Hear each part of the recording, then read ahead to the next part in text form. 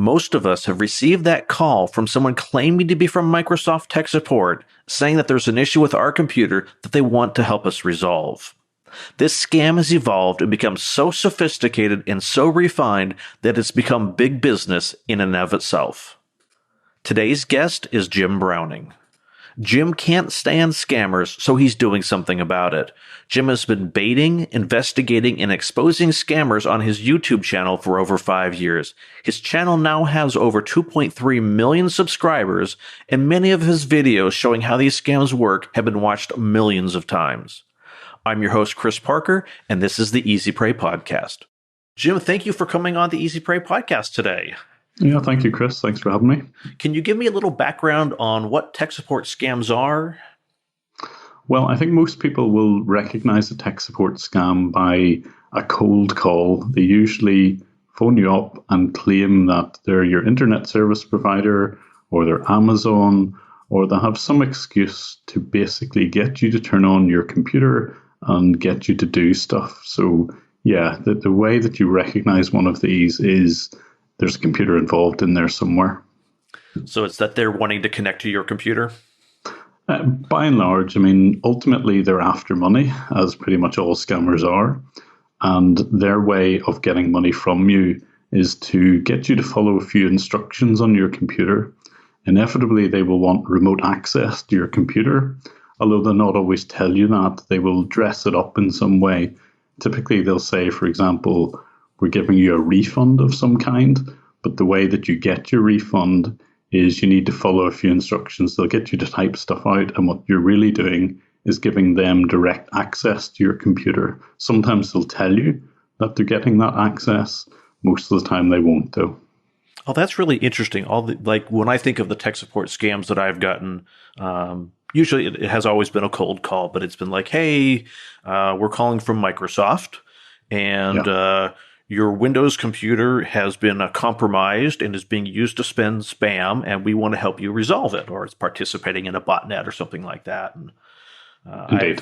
I'm usually like, oh, well, yeah, tell me more. Which computer this is? Is it? And it's they start telling a story, and then I'm like, well, it's interesting because I don't have a Windows computer.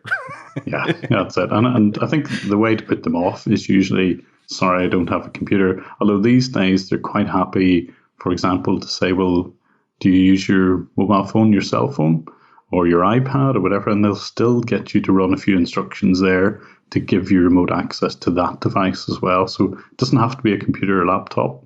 It could be any device. And as you say, that's the classic tech support scam where Microsoft or where your internet service provider and you've got a problem of some kind.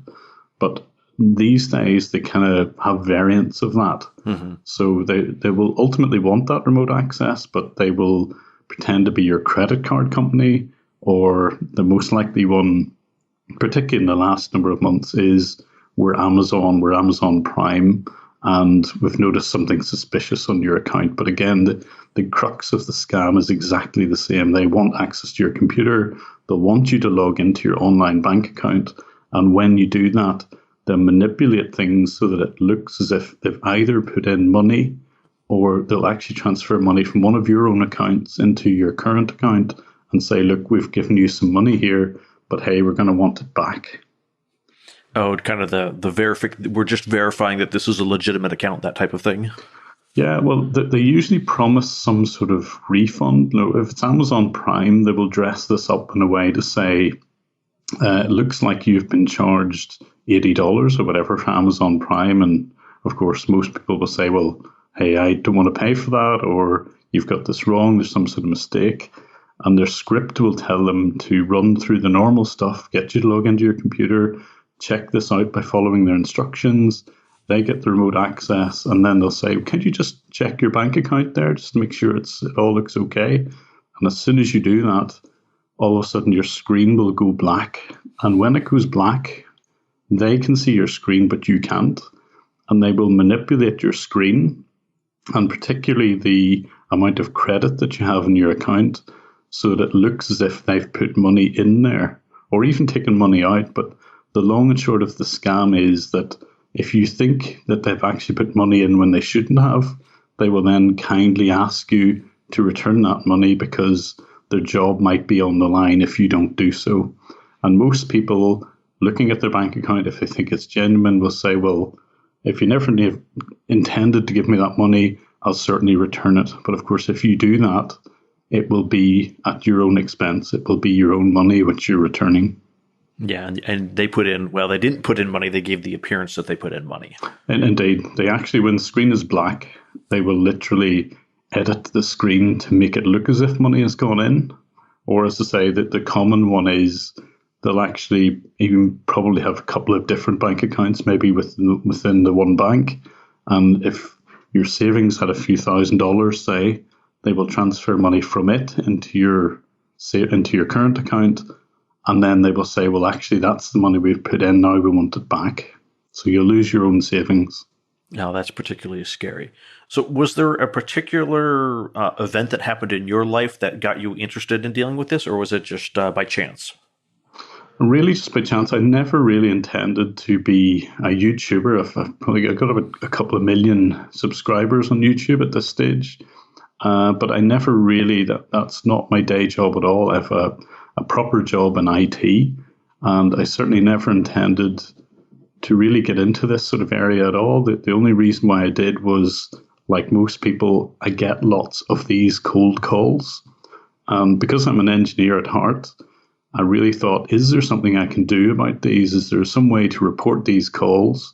Exactly, again, I'm probably curious. I want to see how their scam works. I want to know the ins and outs of what they actually do. So I literally one day allowed the phone call to ring. I answered it, and I just went with what they were asking me to do, and I recorded it so really I could warn other people.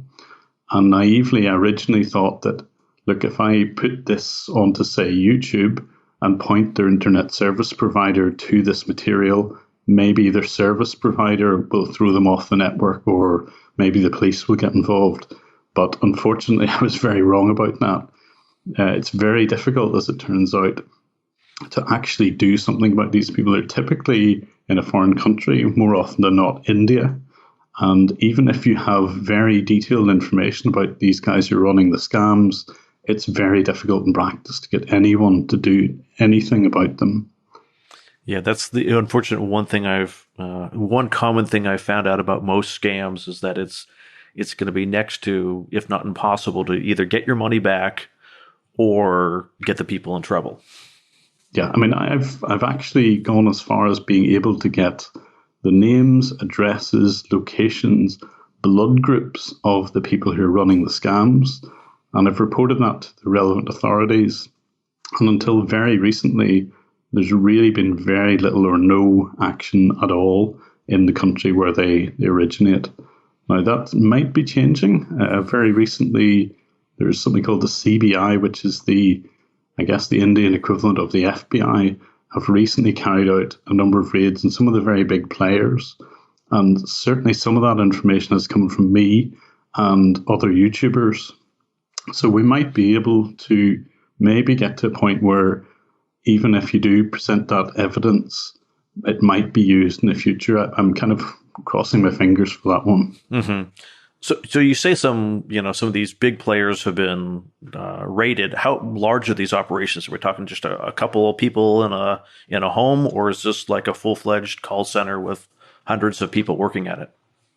Well, the ones that have recently been raided are definitely the biggest players. I mean, the people who run the scams can be anything from 3 or 4 people right through to, I was able to get information on one of the organizations which employed 300 people over 3 or 4, I think it was 3 or 4 floors in one call center.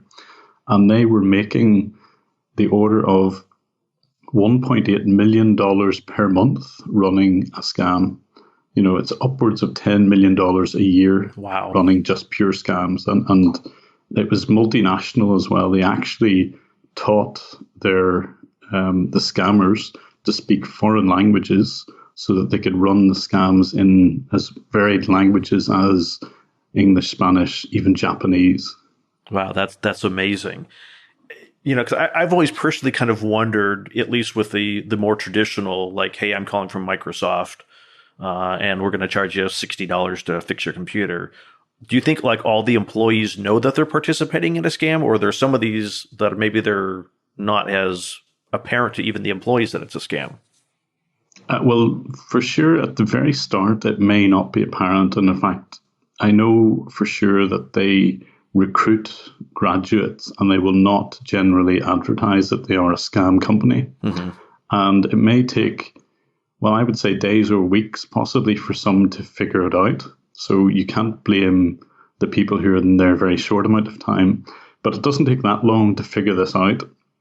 And some of them are even blatant enough to advertise the type of thing that they do. And they'll disguise it in kind of colloquial terms. They will say things like, we are a pop-up business, and that simply means that we're going to put adverts on people's computers which maliciously compromise them and force them to call what they think is Microsoft.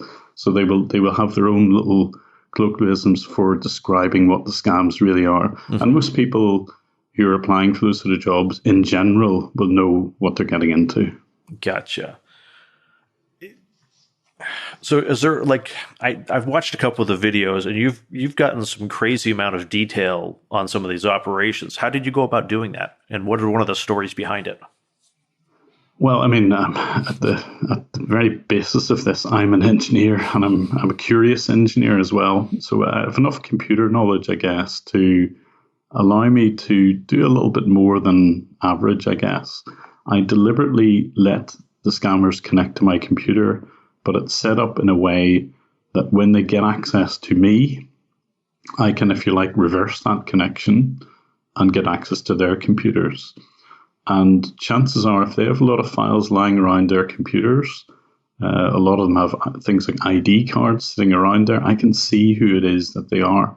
And there's even been examples of where the scammers run their own CCTV, their closed circuit television.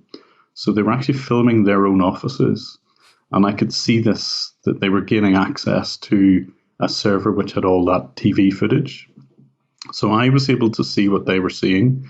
And I was also able to effectively watch them as they were running their scams. And it sounds incredible that anyone would have CCTV of a scam operation, but that's exactly what they were doing. So there is an example on the internet where I was able to literally call one of these scammers, and as he was answering the phone to me, I could see him and watch him on his own CCTV answering my call.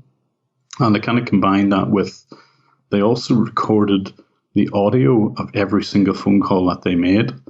And again, because it was internet accessible, I was able to not only see them, but hear examples of other people who had been scammed as well. And there's a documentary, I went out on a BBC Panorama program, where I was able to actually get footage of other people being scammed as well by putting together the CCTV with the audio recordings as well. So I had very, very clear evidence that this particular call center were engaged in scamming. And they actually had they thought their scams through very well. They had a good front to their organization. They set themselves up as a travel agency. And to the outside world, they were taking calls about, you want to change your flight or whatever. But in fact, behind all of that was this scam operation. So pretty sophisticated stuff. Yeah, that seems pretty strange to me that they would retain their own internal camera footage and they would retain their own call logs and the call recordings. The call recordings were there because they do the scamming in a very professional way. They will actually review their agents' techniques. Wow. If you don't know, honestly, if you don't, for example, pull in enough money, they will go back through those call recordings and say, well, here, you could have done this a little bit better. It's like any legitimate organization. They will try and make their agents perform as best they can. So they make lots and lots of money. But it's honestly, that is the reason why they record the calls. That's crazy that they're sophisticated enough that it's not just, hey, let's just get the money, but let's try to figure out how to be better about this. We're going to treat our scammers like employees and do scam training with them. Correct. I mean, if you've ever been in any big company and you put yourself onto one of these kind of performance plans, and it will look like any other big company, and literally they will have incentives for the people who pull in a lot of money, but equally there will be disincentives. If you have a lot of people who call you back and want their money back, that will come directly out of your bonus. And even worse still, if there's a chargeback, that again not only comes out of your bonus, but you'll be put into a band of category of employee who is on a performance-related plan. And if you don't pull your socks up and don't get enough revenue within a certain number of days, you can be thrown out of the place. It's unfortunate if you're in a very big Indian call center with lots of demand, then you're very replaceable. And I think a lot of companies and employees of that company will know that. Yeah, that's that to me is so much beyond what I ever suspected these operations would be. Yeah, I mean, the big ones are certainly very professional. Some of the smaller ones definitely wouldn't be like that. In fact, I've seen operations where it's literally a few brothers and their friends maybe who have set one of these things up. It really just depends on the type of scam that they're running typically. Mm-hmm. Do you see them targeting more than just, bank accounts when they're on the phone with them? Are they like trying to compromise the computer to put it on a botnet? Allow allow a remote access to the machine even when the user's not there? Sometimes they will retain that access. Most of the time, it's purely to get a bit of money out of someone. So if it's like a pop-up scam where you see this kind of strange virus-like message on your computer, most of the time, that's just to get a one-off payment. And that's usually the last you'll hear of those scammers. But there are definitely some who, even after they've taken money off someone, will call them months later again saying, look, we're now your computer maintenance company, and we've noticed more strange activity on your computer. And once again, they'll take you through kind of a very set script. And of course, they're lying to you. There's nothing wrong with your computer at all. And they want further payments from you. But again, they rely on that because most people don't know that it's been a scam. The first thing they'll see is this strange pop-up with a real loud warning. And this guy got rid of this pop-up for me. So most people who fall victim to that scam aren't even aware that they're a scam victim. So that is one type of scam. But say the other one is if you get onto one of these scammers' call lists, inevitably you will get lots more calls because they will sell that data to other scam companies. And they will follow it up saying, we're the guys who helped you out a few months ago, but we're going out of business and we're going to give you a refund. And then they go through that type of scam that I mentioned at the start of the call where, again, they'll want you to log into your bank account and ultimately transfer money back to them. Yeah, and unfortunately, that's another common thing, just even with a variety of scams, that once someone has been victimized, they're now just an even bigger target for additional scams. Yeah, those lists are gold dust for other scammers. If you have fallen victim to a scam, you're far more likely than an average person to fall victim again. So you do find that that data gets bought and sold. I mean, I've given fake details. I never use my real name. I give fake details pretty much to every scammer that I come across, but I'll hear those details echoed back to me months later from a different call center. So they pass the data around without a problem. That's amazing. So we talked about like pop-ups and unsolicited phone calls. Are there other ways that these scams start?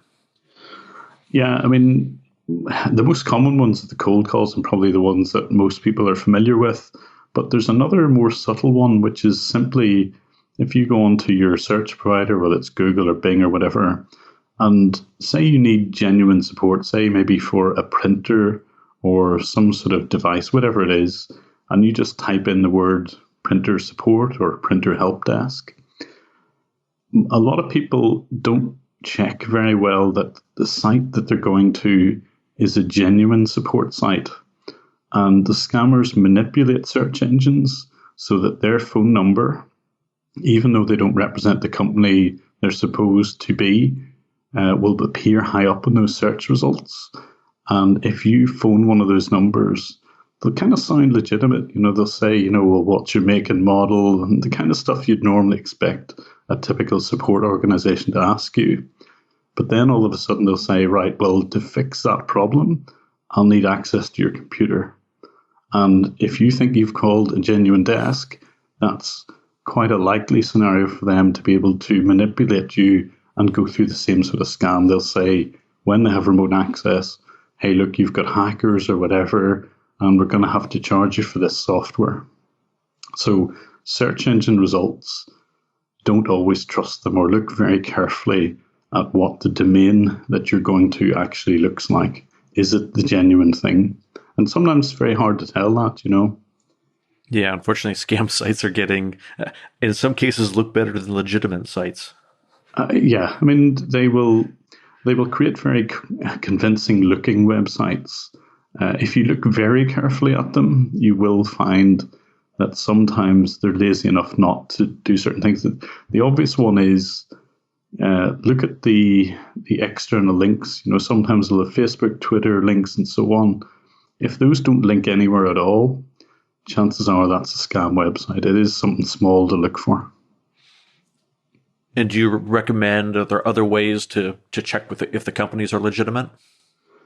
If you know what you're doing, it's easy enough. So, for maybe someone who's maybe not so literate with computers, it can be quite hard. There are software which you can install that sits alongside your antivirus, which will tell you whether a site is legit or not. There are ways that you can do this, but you just have to look carefully and be diligent if you don't have that software on your computer. Gotcha. And if someone thinks they've been a victim of one of these scams, is there recourse that they should take or preventative measures that they should take? Well, yeah, it depends again on the type of scam, I would say, more than anything. The big one is if you figure out that you have been a victim of that scam, go to your bank or credit card company and tell them first. And in theory, if it's happened recently, you may be able to even get your money back if you can prove it's been a scam. That isn't always the case. And if it happened 4 or 5 months ago or more, then it's actually in practice very difficult to get your money back. I've recently written to a list of people that I found out were victims of certain scammers. And there was maybe over 800 of these. And I wrote to most of them saying, look, write to your bank or credit card company and try and get your money back that way. Maybe 3 or 4% of them were able to get some money back, but most were not. And it is quite difficult because in the vast majority of cases, your money has gone overseas and it's difficult to get that back. Although in most cases, particularly if you send like an e-check or if the credit card or the bank transfer happens within, say, the US or some local bank, there's always a possibility of being able to get your money back there. Mm-hmm. So again, if you act quickly enough, go to your bank and they should sort you out. So you think if someone has been able to previously gain remote access to the machine, should you reinstall the operating system and wipe it? Just assume that it's been compromised? That is the most safe thing to do. But I found in practice, even though they've got remote access, all they really want is that payment. Mm-hmm. And it usually happens just the once. So in most people's cases, it's probably okay just to remove that remote access software. It'll be called something like TeamViewer or AnyDesk or UltraViewer or something called Screen Connect. So a few different variants of this. And usually just by uninstalling that bit of software, it usually makes your PC safe from those scammers again. I've got to say, if you wanted to be ultra sure though, yeah, back everything up, wipe the computer and put the stuff back on again. But as I say, most people don't have to do that. Yeah, they're not really looking to take over the computer. They're just looking for the financial transaction. Typically. That's 90% of the time that will be the case. There are scammers who are deliberately, they will use your computer and indeed your bank accounts to launder money. And although there's not many of those, you need to be very careful. If they have put something on your computer, particularly if you leave it on and unattended, I have seen scammers take your identity documents, create bank accounts, online bank accounts, typically in your name, and will use that to launder money. So you've got to be particularly careful in that case. Now, I don't want to sound too frightening. Most of the time they don't do that, but it can happen. Yeah, it's just one more thing to be aware of in this respect. Indeed, yeah. It depends on the organization. Say most are after a one-off payment. Are they looking for payment? I mean, obviously they're primarily looking for credit card transactions or like wire electronic funds transfers. Are they looking for like iTunes gift cards and other types of they do that cards? I mean, yeah, you hear a lot of scams involving gift cards, and there is a good reason for that. Gift cards are a little bit like cash. They're very anonymous. So if you read out a gift card number to a scammer, that's as good as cash to them. They can pretty much instantly cash that in. You do tend to find that they try to use gift cards because for the reasons that I was mentioning, that people can get their money back. You can only do that if it's an online bank transfer. If you use a gift card or read out a gift card number, that's a one-way thing. You're never going to get your money back that way. So that's why the gift cards have become the currency of scammers. They prefer to use that because, say, once you read that number out, that's end of story. Yeah, so that should almost be a red flag. Is no legitimate, no legitimate online business is going to primarily look for gift cards as a form of payment. They're going to want a credit card number. Correct. Yeah, it's a big red flag. If anyone says gift card to you, that should be ringing alarm bells. That's pretty much always a scam. Is there a particular type of gift card that they're particularly looking for? It depends. The big one at the moment are Amazon gift cards. Those are the ones which are probably most easy to launder at the moment. It used to be iTunes and Android or Google Play cards. These days it tends to be more Amazon. But honestly, there could be others, Walmart, Target. They're equally as valuable to a scammer. Gotcha. Have you ever talked to any of these companies that have the gift cards and talked to them about, are there ways that they can put additional security? It's almost like, they're the gift card purveyor, gosh, if that's the right word, should almost be able to see these series of transactions as being suspicious because they can see these things in bulk. Well, yeah, a lot of employees are trained to say to people, particularly if you're buying large denomination gift cards, that they will challenge the person buying the card. Have you been put up to buying these cards? Has anyone, has anyone got access to your computer? That's what they should be asking. Mm-hmm. But it doesn't always work because quite often what happens is the scammers will coach the victims what to say whenever they go into these gift card shops. And the way they usually spin the lines is they'll say, look, we've given you too much money. You're going to return it to us via gift cards. But if you say to the employees of the gift card store that you're in to buy these to get a refund, they will add on 20% tax. They just make that up. Mm-hmm. Okay, and it's only purely to avoid that kind of questioning by the employees. They will be coached to say, look, I need to give these gift cards to a relative or there's a medical emergency or whatever. That will be drummed into those victims before they go into the store. And it's really, as I say, just a way to kind of combat the questions which they should be being asked. And unfortunately, not all store employees are fully trained in this. They'll not always recognize that someone going in to buy $2,000 worth of Apple iTunes cards looks suspicious, but it should be part of the training. But everyone's human. Yeah. So that's almost one of those like additional warning signs that you've been scammed. If someone's coaching you on what to say to somebody else, or to not talk to a relative, or to not explain to people what's going on, that should be a huge red flag. Absolutely, and I've literally watched in the last month or two they've managed to recruit people in the US and the UK to assist with these scams. So sometimes if you hear a foreign sounding accent over the phone, it can be more suspicious than somebody who sounds local. Mm-hmm. And they're now coaching people who are, complicit with the scam to run through the same sort of thing. And they will coach their victims what to say, not only for gift cards, but even to make a bank transfer. So I've watched one person in the UK trying to convince another person in the UK, the scammer and the victim, to go into the bank to make a transfer. And the way that they ran that scam was to say that, look, there's a person in the bank who is in league with these scammers, and we need your help to try and figure out who that bank employee is.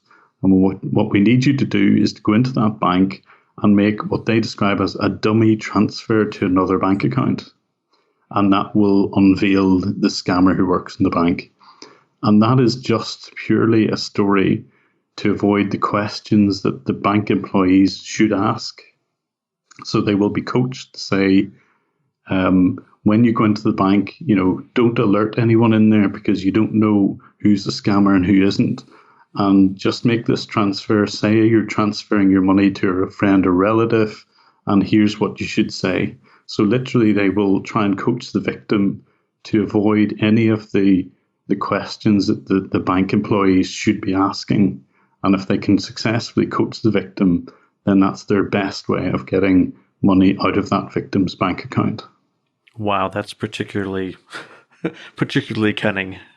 Yeah, it is. And unfortunately, it works. And I've literally watched scammers in the last month or two making a massive amount of phone calls to get maybe one or two victims. Maybe they'll make tens of thousands of calls to get one or two people who are prepared to believe what is quite a far-fetched story, but nevertheless, particularly if you're maybe slightly older, slightly, there's people who are just very unfamiliar with this sort of scam. And, if you sound legitimate, then you can be believed. Literally anyone can fall for these sorts of scams. Yeah, it's so the advice is don't talk to anybody ever. If only no. I think the general advice is always be wary of cold calls, and no legitimate company would ever have a problem with you just asking questions about the phone call. So I think be a skeptic would be my best course of advice to anyone. Don't take things at face value, research them. If it sounds a bit odd, then use your gut instinct and check it out.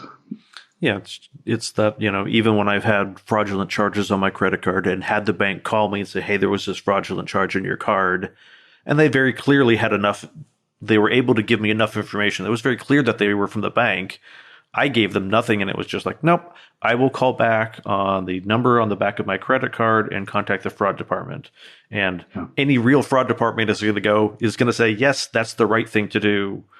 Any wrong, Correct. Any fake fraud department is going to try to spin a line of, no, you have to do this right away, or something. Indeed. That's one of the big telltales is there's some sort of urgency with it. That's always a bit of a hallmark of there's got to be a scam. I mean, you're right. I get the same phone calls from my bank to say there's something suspicious has happened.